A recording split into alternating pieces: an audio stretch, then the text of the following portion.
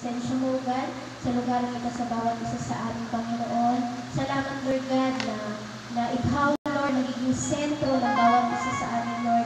Ikaw ang aming great teacher sa umaga nito, Panginoon. Maraming salamat, Panginoon, na samahan mo kami, Lord, mula umpisa hanggang sa pagtatapos, Panginoon. Lahat, Panginoon, ay handa mo ang kanilang puso at isipan sa pakikinig ng iyong mensahe, Lord. Alisin, Lord, na makakadistract sa kanila, Panginoon, sa pakikinig ng iyong magandang mensahe in the name of Jesus Christ. Kaya, Lord, ipapasalamat kami na araw na ito ay araw mo, Lord. Excited kami, Panginoon, na muli kami, Lord, nakakapakinig ng iyong magandang mensahe, Panginoon. Maraming salamat sa tanging pangalan ng Kristo.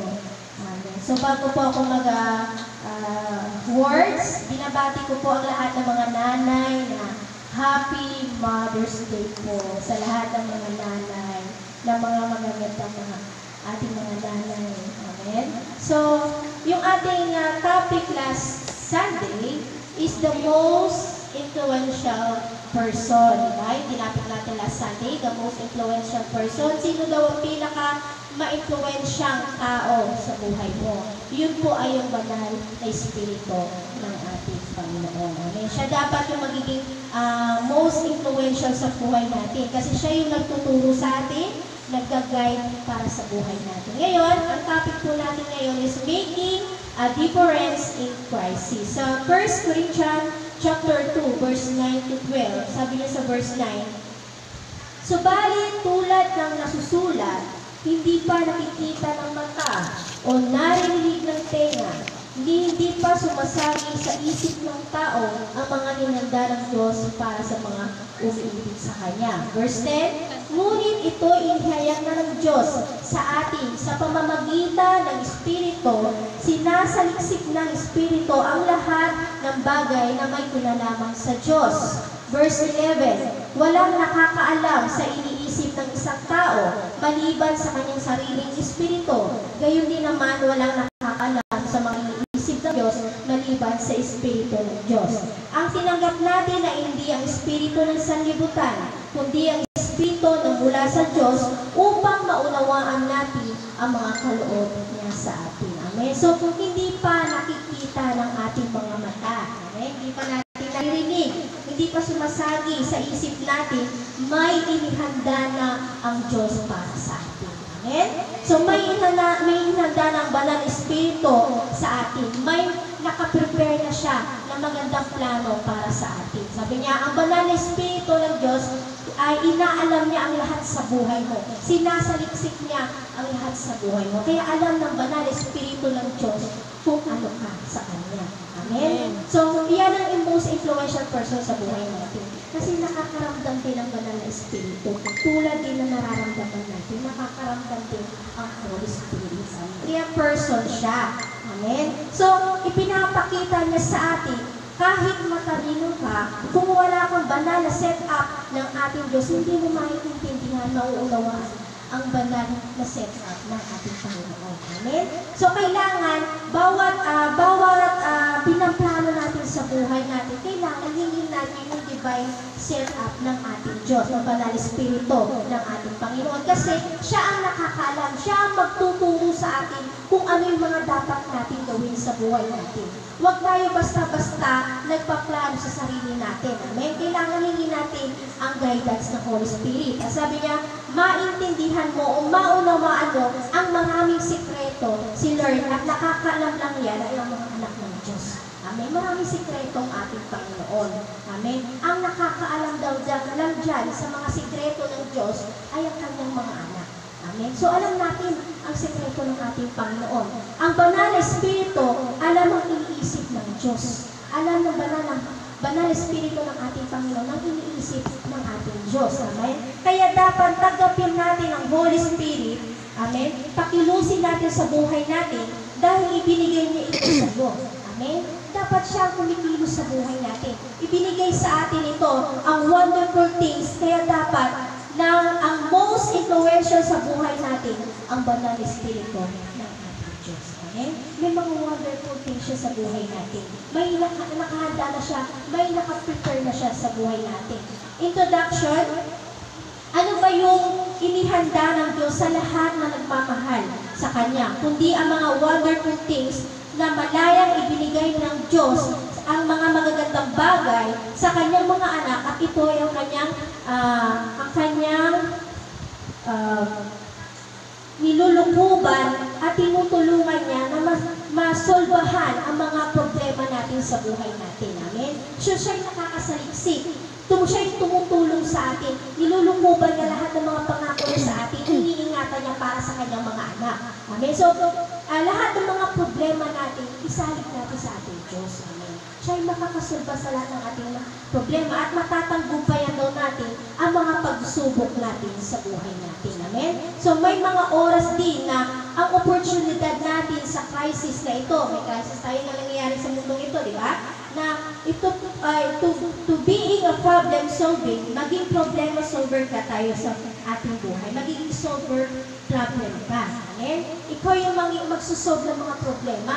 Amen? So, ipinagkatiwala sa iyo ng Diyos yan. Meron kang oportunidad na masolve lahat ng mga problema. Kasi katuwang mo ang Diyos sa lahat ng yan. Amen? Sa crisis na nangyayari sa mundong ito, katuwang natin ang Diyos na masolbahan lahat yan. Diba? Mayroon ang gamot na ibinigay ang Diyos. Amen? So, hindi tayo pababayaan ng ating Panginoon. Magandang balita na ikaw at ako ay anak ng Diyos na may anointed na masolve ang problema. Amen? Ikaw, anak ka ng Diyos. May anointed ka ng ating Panginoon na masolve mo lahat ng problema. Amen? Magiging solver problem ka. Holy Spirit, ang gawin mo, pinaka-influential tao sa iyong buhay. Amen? Pinaka-influential tao sa buhay natin. Ang Banal na Espiritu. Yan ang gawin natin pinaka-influential sa buhay natin. Amen? Kasi ang Banal na Espiritu ng ating Diyos ay to send to do your best, biggest, greatest, and the most reliable helper sa iyong buhay. Yan ang Banal na Espiritu. Amen? Yan ang makukuha mo sa Banal na Espiritu ng ating Diyos. Amen? Siya yung magiging helper natin. Most reliable, the biggest, the greatest sa buhay natin. Ano ang tulong ang maibibigay sa iyo ng Banal na Espiritu ng Diyos? Tulong na masolbahan ang iyong problema at i-anoint ka na malutasan mo ang mga problema. Amen? So, ang tulong na maibibigay ng ating Banal na Espiritu ng ating Diyos ay masolbahan mo ang mga problema na yan. Amen? Hindi ka mababayaan ng ating Panginoon. Kaya mas hilingin nating biyaya, unang biyaya, ang presensya ng ating Diyos. Amen. So, pangunahing pundasyon ng isang problema solver. Amen. Mga pangunahing pundasyon ng magiging isang solver problem. Sabi niya sa 1, ang Banal na Espiritu ay nakatira sa iyo. Amen. So, ang Banal na Espiritu ay nakatira sa iyo. 2, ang Banal na Espiritu ang pinaka-influential tao sa buhay mo. Amen. So, nakatira na yun, pinaka-influential sa buhay mo. Amen. So, wala ka nang dapat makatakutan. Dahil yung presensya ng Diyos na malakapasyon sa iyo, pinapakilos natin sa buhay natin. Kailangan hindi siya stagnant. Kailangan kumikilos siya sa buhay natin. At ang Banal na Espiritu ng ating Diyos ang tumutulong sa atin sa lahat ng gagawin natin sa ating buhay. Amen? May 4 na qualities of an effective problem solver. Sabi niya dito sa 1, courageous. Ibig sabihin ng courageous, matapang. Ito po yung mga qualities, amen, ng mga problem solver. Matapang, courageous. Number 1, hindi ka natatakot, umiiwas o tumatakas sa mga problema. Ayan po number 1, courageous, matapang. Kapag may kinakaharap ng problema, hindi mo tinatakasan. Karamihan kasi kapag may matitinding problema, tinatakasan nila ang problema nila. Kung saan sila sumusuot, diba? So, tayo'y anak ng Diyos, problem solver tayo, courageous tayo. Amen? Matapang tayo na harapin ang mga problema, hindi natin tinatakasan ng problema o hamon na nakatakpo ka ng mga problema o bagong hamon na hinaharap mo ito sa iyong buhay. Amen? So, example, bagong normal. Sabi ng bagong normal, new normal. Pagkatapos daw ng ECQ, ay itinaas harap-harapan sa iyo. Isang example yan sa buhay natin. So, maharapin natin yan. Hindi natin tatakasan yan dahil tutulungan tayo ng ating Diyos. 1 Samuel chapter 17, verse 48 to 49. Verse 48, nagpatuloy ng paglapit si Goliath. Patakbo siyang sinalubong ni David sa lugar ng labanan. Verse 49, lumukot siya ng bato sa kanyang supot at tinirador niya si Goliath. Tinamaan ito sa noo at bumaon ang bato sa noo ni Goliath ay pasubsob na bumagsak sa lupa. Amen. So si David quickly, amen, dali-dali siyang masalubong o makita si Goliath. Amen. So si David walang takot na harapin si Goliath dahil kasama niyang presensya ng ating Panginoon. Amen. Buong tapang, walang pagkatakot na hinarap niya si Goliath. At number 2, sabi niya dito, ano ang iyong mga saloobin sa iyong problema o naharap mo ba ito ng buong tapang o natatakot ka at tinatakbuhan mo lang ito? Amen. So, meron ba tayong saloobin kapag tayo ay may problema? Hinaharap ba natin ito o tinatakbuhan lang natin ang ating problema? Amen. So, kailangan harapin natin yung problema ito. Amen. So, kailangan maging wise tayo kasi ang problema ito, sinusubok tayo ng Diyos. Tina-challenge tayo. Pagsubok ito sa ating buhay. Amen. Mas lalo tayo tumatatag, tumatapang habang nakakaharap natin yung pagsubok natin sa buhay natin. Number 2, patient and calm. You do not panic, lose voice, or composure when facing a problem, challenge, or crisis. Amen. So, mapagpasensya at kalmado ka lang. Hindi ka nagpapanik, nawawala ng voice o komprehensibo kapag nakakaharap sa problema at hamon sa crisis. Amen. So, kung ano ka lang, kumpiyansa ka lang, di ba? Yung sabihin, hindi ka nagpapanik, hindi ka natatakot, kalmado ka lang kapag nakakaharap mo problema sa buhay mo. Amen. Second, Kings chapter 6, verse 15 to 16, sabi niya sa verse 15, kinabukasan ng umaga, lumabas ang katulong ni Eliseo at nakita niya ang maraming kawal, ang mga kabayo at karawahin na kapaligid sa lungsod. Sinabi niya, Guro, paano tayo ngayon? Verse 16, sinabi ni Eliseo, huwag kang matakot, mas marami tayong makarating kaysa sa kanila. Amen? So hindi dapat tayo natatakot. Amen? Tayo tutulungan ng Diyos. Hindi dapat tayo matatakot sa kinaharap nating problema o crisis ngayon dahil tayo tutulungan ng ating Panginoon. Kakampi natin ang Diyos sa laban na ito. Amen? So sabi nga dito, kapag nagpanik ka, hindi ka makakapag-isip ng malinaw, di ba? Kapag ka naguguluminanan ka, marami kang nagpapanik ka, natataranta ka, hindi ka makakapag-isip ng mabuti. At sabi dito, at ang banal na espiritu ay hindi makapagsalita sa buhay mo o makapagbigay sa iyo ng tagubilin kung ano ang gagawin at mahihirapan ang Holy Spirit na kikilos sa buhay mo. Amen? Kapag may pagpaguda ka, nagpapanik ka, natataranta ka, hindi makakilos ng mabuti ang banal espiritu ng ating Diyos. Hindi ka makapag-isip ng mabuti. Amen? Hindi siya makabigay ng mga dapat mong gagawin dahil meron mong doubts sa buhay mo. Amen? So sabi niya dito, nawawala ka na sa tamang posisyon sa iyong pagtanggap. Nawawala ka na ng posisyon. Amen? So be still to hear the voice of the Holy Spirit. Sabi dito, manatili pa rin na marinig ang tinig ng Banal Espiritu. Pakinggan natin ang Holy Spirit. Pakinggan natin ang Banal Espiritu ng ating Panginoon. Manatili tayo nakikinig ng Banal Espiritu ng ating Diyos. Pinakikinggan natin yan sa buhay natin. Number 3, faith. Itong madalas na ang pananalig natin sa ating Panginoon bumababa. Itong kailangan natin faith. Amen. Ang pananampalataya ay gumagawa ka ng malikhain at makabago. Ito ay isang bagong paraan ng thinking out ng pag-iisip na nakapaloob, na iisip mo na iiba. Subukan ang mga solusyon na hindi pa nagagawa dati, lumabas na sa iyong comfort zone. Amen. So ang pananalig natin sa ating Panginoon, ang pananampalataya natin ay bumababa. Dahil nandoon pa rin tayo, nakapaloob pa rin tayo sa comfort zone natin. Amen. Dapat yung ating buhay natin, dapat umalis na tayo doon, lumabas na tayo sa dati nating buhay. Kasi hindi makakakilos ang Banal Espiritu ng ating Diyos kung tayo ay nananatili pa rin sa comfort zone. Amen. So kailangan maging level up ang ating pananampalataya natin sa ating Diyos. Sabi niya dito, umalis ka sa dati mong buhay at pag-iisip, baguhin mo ito at umalis ka na sa iyong comfort zone. So baguhin mo yung pag-iisip mo, yung thinking mindset mo. Amen. Amen? Kasi sa mindset natin namumuna eh. Kung anong iniisip natin, ginagawa natin, lumalabas sa bibig natin. Amen? So, dapat baguhin natin ang ating pag-iisip. Sabi niya dito sa Marcos chapter 2, verse 4 to 5, sabi niya sa verse 4, hindi nila mailapit ang paralitiko kay Jesus. Naalala mo yung kwento sa tungkol sa paralitiko, di ba? Hindi nila na mailapit ang paralitiko kay Jesus dahil sa dami ng tao, kaya binakbak nila ang bubong sa tapat niya at binaba ang paralitiko nakaratay sa higaan. Verse 5, na makita ni Jesus kung gaano kalaki ang kanilang pananampalataya, sinabi niya sa paralitiko, anak, pinatawag ka ng iyong mga kasalanan. Dahil sa laki ng pananalig nila, na gumaling na paralitiko na yun. Amen?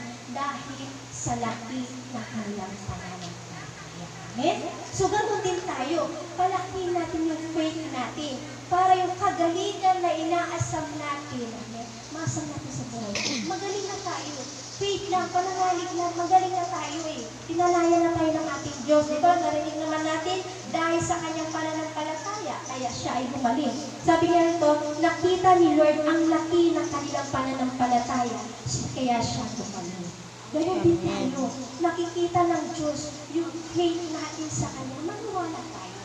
Manalig tayo sa ating Panginoon. At sabi niya dito sa number 4, humble. Ibig sabihin ng humble, humility makes you willing to work in collaboration with others.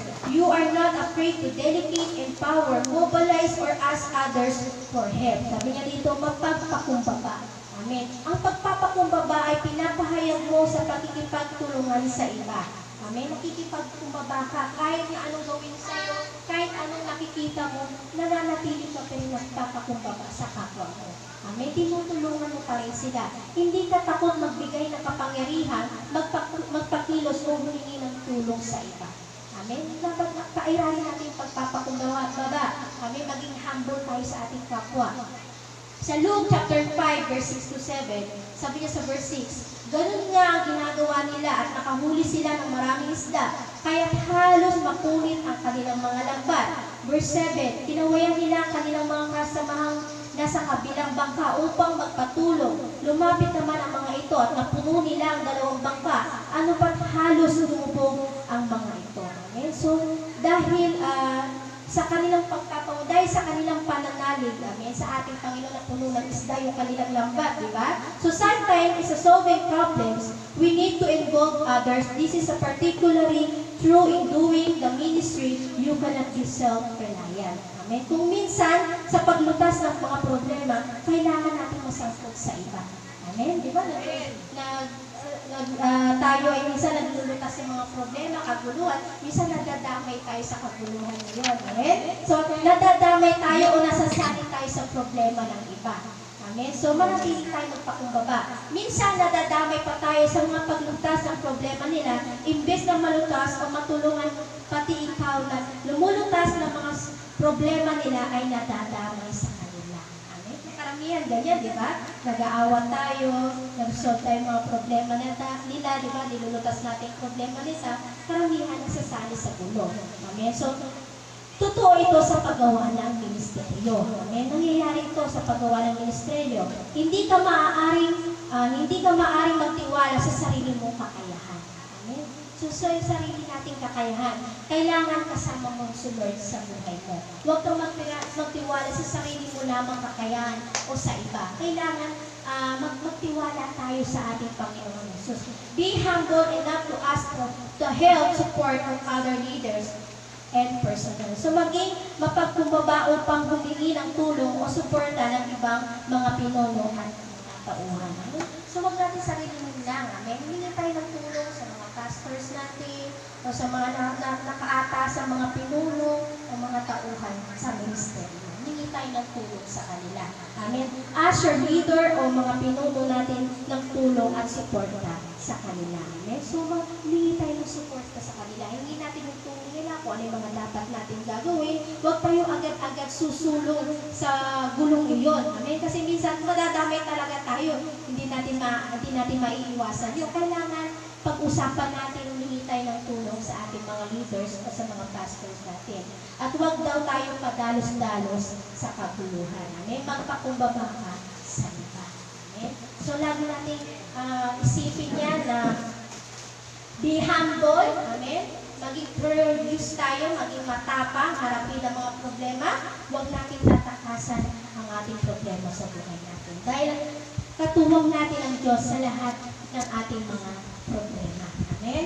So, yung the most influential person sa buhay natin na dapat natin gawin yan ay ang ating banal na Espiritu ng ating Diyos. Amen? Dahil yan ay binigay sa atin ng ating Panginoon, yan ang magiging katuwang at kapartner natin sa buhay. Amen? So, palakpakan po natin ang ating Diyos. Hallelujah. We worship you, Lord. Inaanayahan ko po ang lahat ng nasa bahay na nanonood, Lord. Sa bawat isang naririto, tayo ay tumuyo at umitin natin ang ating Diyos. Maraming salamat, Panginoon. Thank you, Jesus. Ready na po ba ang lahat? Amen! Sa ating Diyos! Amen! Ipakita natin sa ating Panginoon kung gaano natin siya kamahal. Amen? Itaas natin siya sa ating buhay. Lahat tayo ay umawit sa ating Diyos.